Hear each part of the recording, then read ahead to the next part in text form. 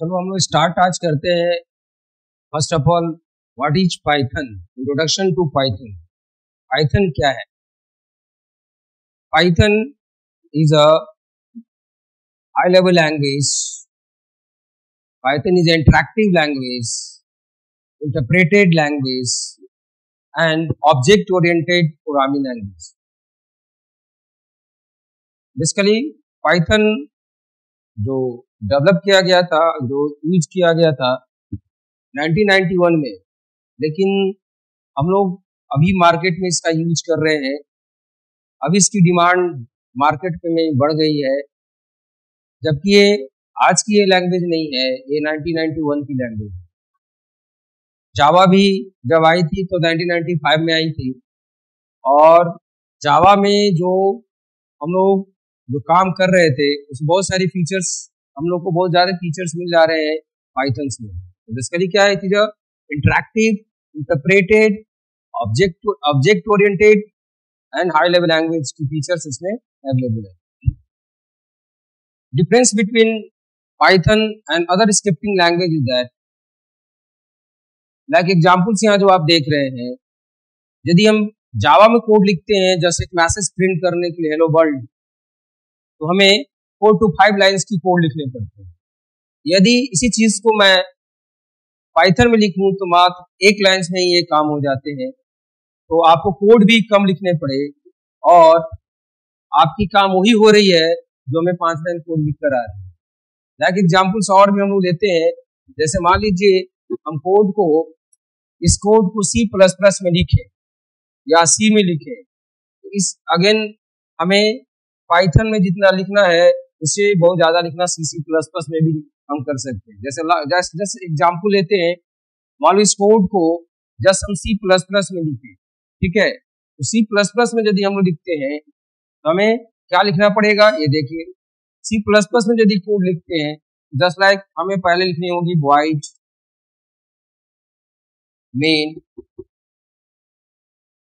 फिर हमें data type define करनी, मैसेज प्रिंट करनी है तो अगेन हमें क्या लगानी पड़ेगी, cout, देन मान लो हेलो वर्ल्ड,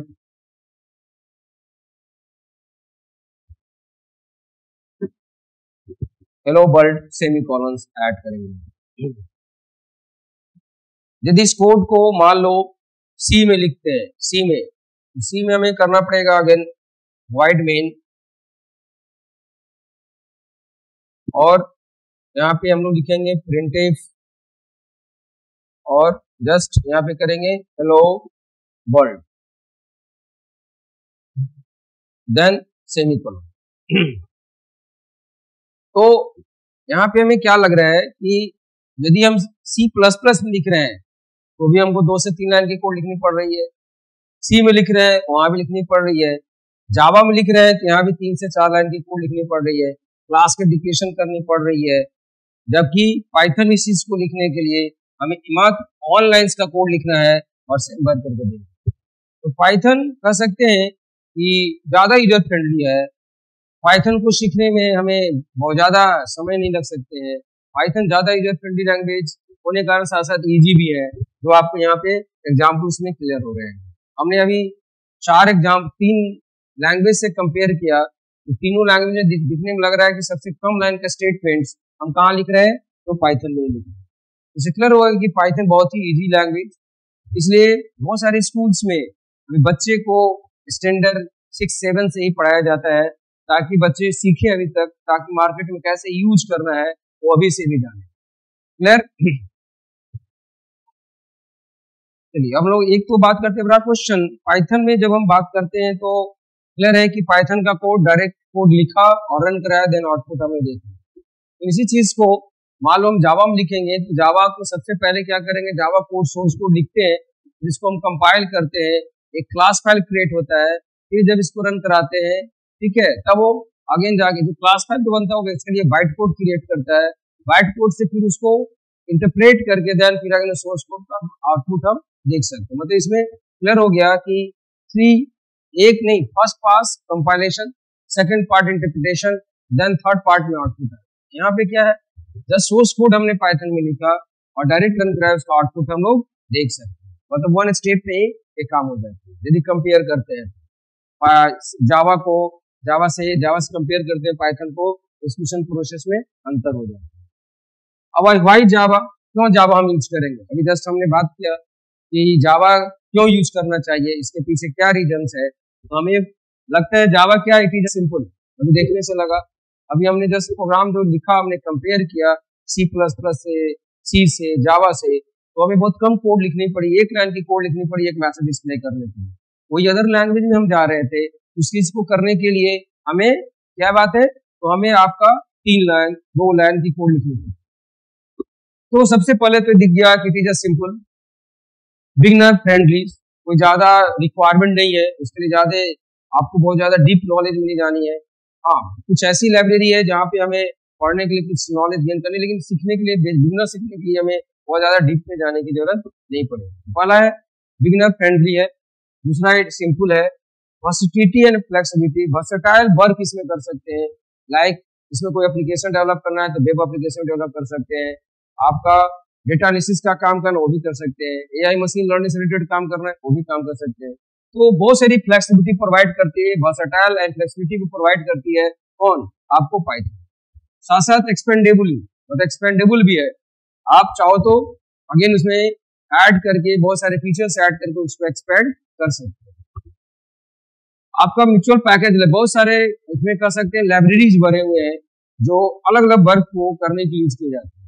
मान लो डेटा साइंस की अलग लाइब्रेरी है, वेब प्रोग्रामिंग का नहीं अलग लाइब्रेरी है, मान लो हमें एआई मशीन लर्निंग से रिलेटेड काम करनी है वो अलग अलग लाइब्रेरी है। सब चीज के लिए अलग लाइब्रेरी यहाँ अवेलेबल है, बंडल्स ऑफ लाइब्रेरी अवेलेबल है जो अलग अलग वर्क को करने के लिए यूज किया है।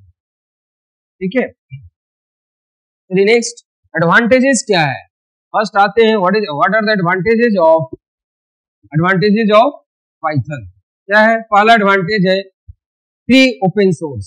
सबसे पहली बात है इस पाइथन पे काम करने के लिए हमें कोई लैंग्वेज का लाइसेंसिंग लेने की जरूरत नहीं पड़ती। जैसे मान लो हम .NET का कोई प्रोडक्ट यूज करते हैं, माइक्रोसॉफ्ट का product like C#, VB.NET other, तो इसके लिए हमको लाइसेंस लेने की आवश्यकता होती है। पहले हम पे करेंगे, देन उसके बाद उसको यूज करेंगे। लेकिन ये आपकी क्या है, ओपन सोर्स है। ओपन सोर्स करने का मतलब है आपको इसके लिए पैसा पे करने की जरूरत नहीं है, नेट से फ्री डाउनलोड करो और उसको यूज करो, वाला सबसे बड़ी बेनिफिट है। नेक्स्ट है आपका इम्प्रूव प्रोडक्टिविटी। ठीक है, ये बहुत सारी फीचर्स प्रोवाइड करती है जिससे आप डिफरेंट वर्क कर सकते हो। ये फायदा देता है कौन, आपका तो पाइथन। दूसरा है नेक्स्ट इंटरप्रेटेड लैंग्वेज। क्लियर है, इंटरप्रेटेड लैंग्वेज है तो सबसे बड़ी बात है कि जिस लाइन में एरर्स आ रहे हैं उसके बाद वो आगे बढ़ेगा नहीं, वहां तक कंपाइल करेगा, वहां तक रन कराएगा, उसके आगे कोई एरर है जब तक एरर को हम ठीक नहीं करेंगे तब तक वो आगे बढ़ेगा ही नहीं, और आपका प्रोग्राम्स वहीं पे स्टॉप हो जाएगा। क्योंकि वो line by line error check करता है और जहां पे भी एरर्स है वहां पे क्या होता है, वहीं पे स्टॉप हो जाता है और इसके बाद आगे का प्रोसेस नहीं करता और वहां पे रेड में पूरी एरर मैसेज को शो कर देता है ताकि आप आइडेंटिफाई करिए कि ये एरर क्या है। यहाँ पे कुछ एरर्स को भी इंडिकेट कर देते हैं। तो पहला तो हो गया कि इंटरप्रेटेड लैंग्वेज। नेक्स्ट है डायनेमिकली टाइप्ड। क्लियर है, ये भी फायदा देता है कौन, तो आपका तो पाइथन। दूसरा है फास्ट लाइब्रेरी सपोर्ट। अभी हमने डिस्कस किया कि बहुत सारे लाइब्रेरी यहाँ अवेलेबल है जो अलग अलग वर्क करने के लिए अलग लाइब्रेरी है। लाइक हमने बताया डेटा एनालिसिस का अलग लाइब्रेरी है, एआई मशीन की बात करनी अलग लाइब्रेरी है, डेटाबेस हैंडलिंग करनी अलग लाइब्रेरी है, डेटा विजुअलाइजेशन पे काम करने अलग लाइब्रेरी है। तो इससे क्लियर हुआ है कि बहुत सारी library, bundles of library available है जिसमें अलग अलग वर्क हम लोग कर सकते हैं। नेक्स्ट है ऑब्जेक्ट ओरिएंटेड फीचर्स भी ये सपोर्ट करता है, लाइक जावा, लाइक C++। ये आपका ऑब्जेक्ट ओरिएंटेड का ही कॉन्सेप्ट प्रोवाइड करता है। कह सकते हैं कि एक लैंग्वेज है जिसमें डिफरेंट टाइप की फैसिलिटीज एक लैंग्वेज में अवेलेबल है और इसलिए मार्केट में इसकी डिमांड बढ़ रही है। डिसएडवांटेज, पहला डिसएडवांटेज इसका है स्पीड का लिमिटेशन।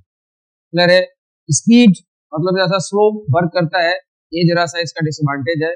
जब इसको ट्रांसलेट करोगे, रन कराओगे तो ये इसका एक्सक्यूशन क्या होगा, स्लो होगा।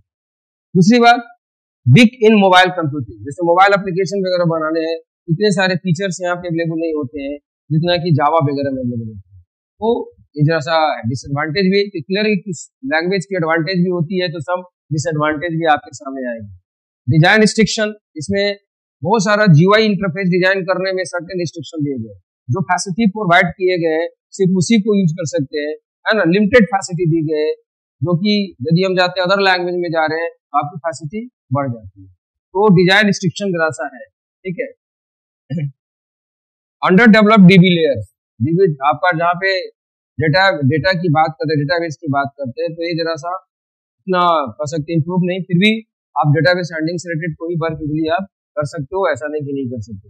कुछ मेरिट भी है तो कुछ सारे लैंग्वेज के डिमेरिट भी होते हैं, इसके भी अपने डिसएडवांटेज होते हैं।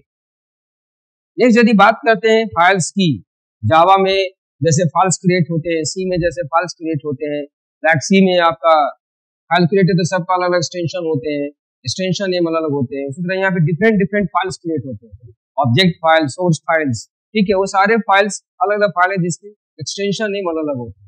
एक्सटेंशन नेम क्या बताता है कि वो किस टाइप की फाइल्स है, ये इंडिकेट करता है कौन एक्सटेंशन नेम। जैसे यहाँ पे मान लो कोई पाइथन का हम फाइल क्रिएट करते हैं तो सोर्स फाइल जो राइट अप करते हैं उस फाइल का एक्सटेंशन क्या होगा, .py।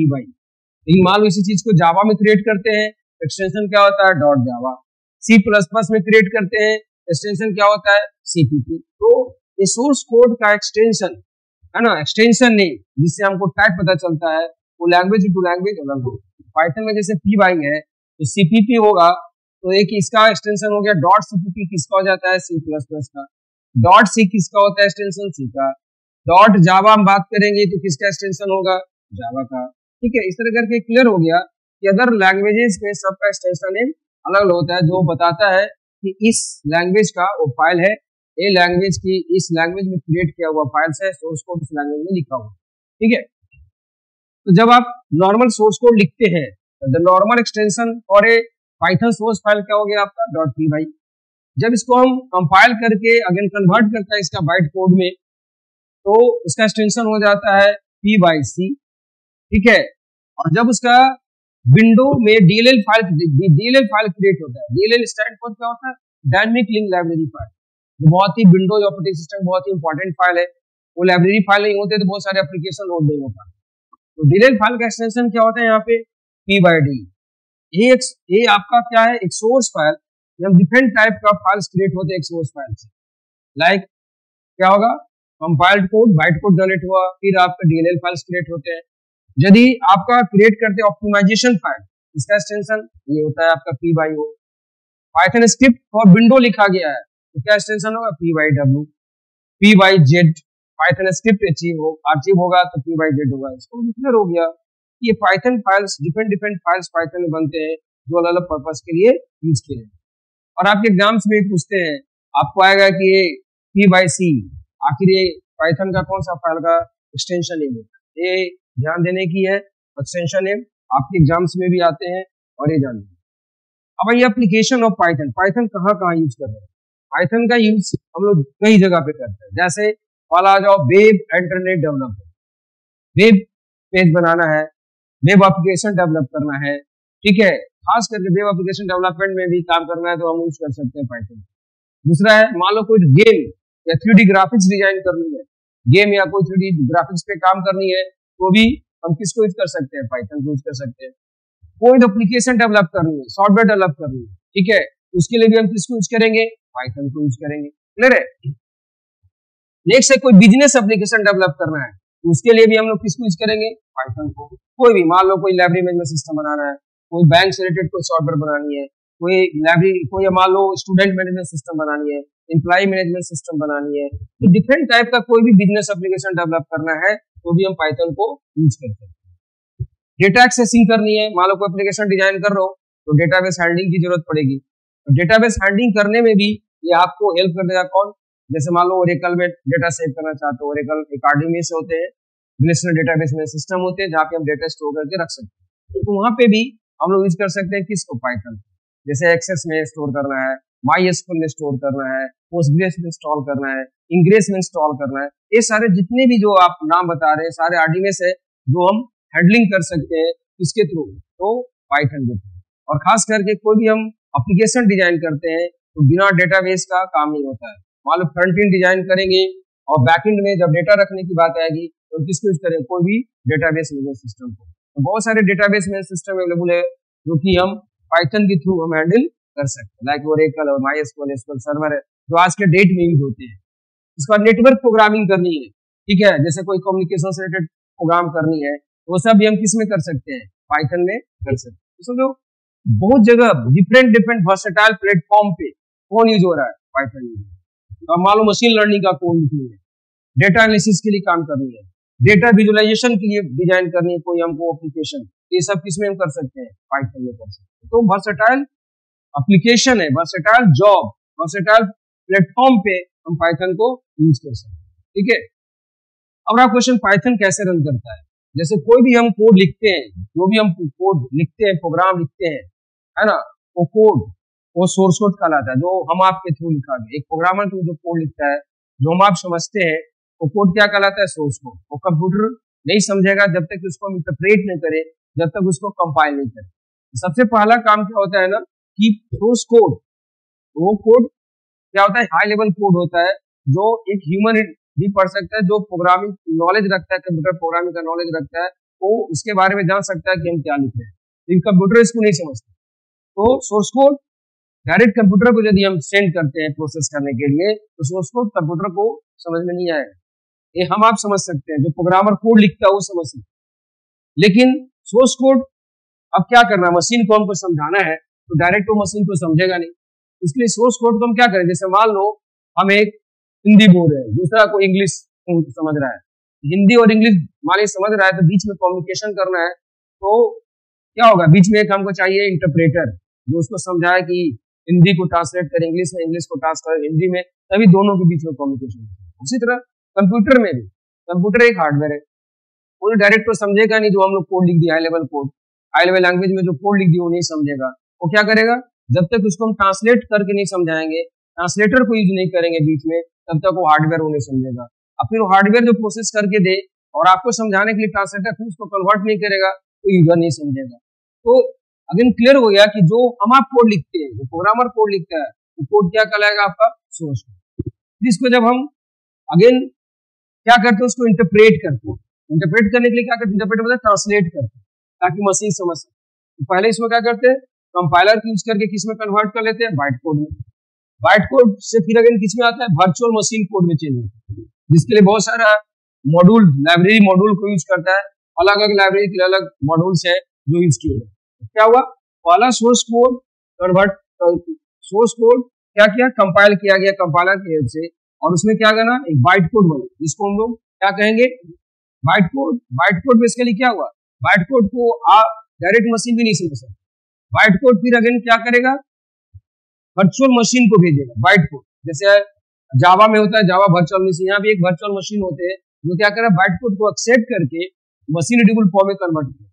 और वो उस बीच में बहुत सारे लाइब्रेरीज को भी रिक्वायर होंगे, जो हम फंक्शन यूज करते हैं, वो लाइब्रेरी को यूज कर क्या करेगा, अगेन वर्चुअल मशीन से, वर्चुअल मशीन क्या करेगा, मशीन रीडेबल फॉर्म में कन्वर्ट कर देगा, और तब जाके प्रोग्राम रन करेगा, तब जाके कंप्यूटर हार्डवेयर समझेगा और उसको रन करेगा। क्लियर हुआ, ये प्रोसेस पूरा चलता है कोई पाइथन में प्रोग्राम रन कराते हैं। तो एक सोर्स कोड कंपाइल होकर बाइट कोड में कन्वर्ट होगा, बाइट कोड ट्रांसफर होता है वर्चुअल मशीन को, वर्चुअल मशीन को क्या कहता है, मशीन रीडेबल फॉर्म में कन्वर्ट करता है, ठीक है। और मशीन को कन्वर्ट होने के बाद मशीन को ट्रांसफर होता है, कंप्यूटर उसको प्रोसेस करता है, रन करा के देन आउटपुट शो करता है, तब हम लोग उसको समझ पाते हैं कि क्या हमने जो कोड लिखा उससे रिलेटेड आउटपुट आया कि नहीं आया, ठीक है। ये रनिंग प्रोसेस है, कोई पाइथन का हम कोड लिखते हैं तो ऐसे हम प्रोसेस करेंगे, रन कराएंगे तब होगा। जैसे यहाँ पे देखो रनिंग एक पाइथन प्रोग्राम को रन कराया गया, पाइथन को इंस्टॉल करने के बाद हमें स्क्रीन इस तरह का स्क्रीन दिखते हैं, और जहाँ पे जैसे हमने लिखा प्रिंट हेलो, हेलो लिखा है, कुछ भी लिखा, हेलो पाइथन कुछ भी लिखा, यहाँ पे इंटर की प्रेस करोगे तो शो कर देगा, ठीक है। ये चलो आज इंट्रोडक्शन की बात किए, व्हाट इज पाइथन। फिर अगले लेक्चर में आएंगे तो हम लोग बात करेंगे इसके डिटेल्स में। क्लियर है, ओके, थैंक यू।